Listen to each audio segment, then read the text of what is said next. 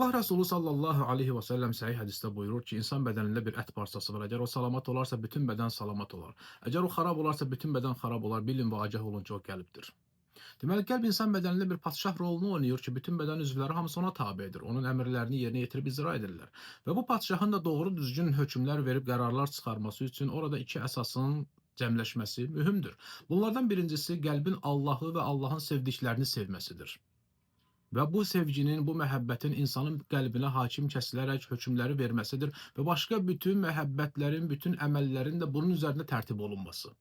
Əgər bir qəlbdə Allah sevgisi ilə insanın öz nəfsinin, öz şəhvətinin istəkləri, sevgiləri və ya insanlar içərisində təzim etdiyi şəxslərin istəkləri, sevgiləri, padşahların, şeyxlərin, ailə üzvlərindən kiminsə ziddiyyət təşkil edər bu iki növ məhəbbət, toqquşarsa, İmanında sadiq olan mömin Allahın sevgisini üstün tutacaq. Yox, əgər əksi baş verərsə, deməli bu qəlbdə Allah sevgisi hələ ki hakim kəsilməyib. Söz hələ ki onun deyil. Allah qorusun.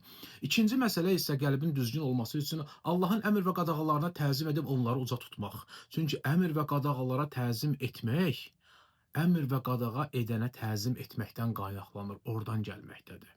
Allah həm Quranda, həm də Rəsulunun dili ilə sünnədə bizə əmrlər verib və bizə qadağalar edib.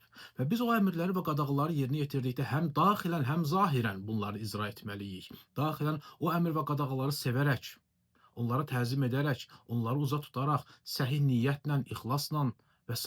təsdiqlə və zahirən də doğru düzgün formada.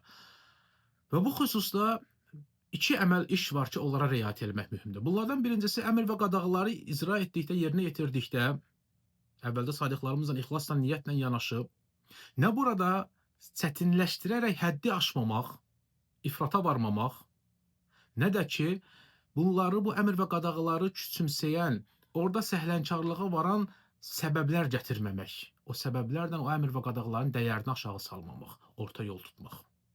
Və ikinci bir məsələ, bəzən görürsən ki, kimlərsə Allahın əmrlərini yerinə yetirirlər və Rəsulunun, lakin bununla insanların razılığını, insanların baxışlarını, onların yanında özlərinə hörmət qazanmaq üçün edirlər və bəzən insanlar bunların istədiyini verməyəndə bu xüsusda qəzəblənirlər. Necə mənə həc edəmədin?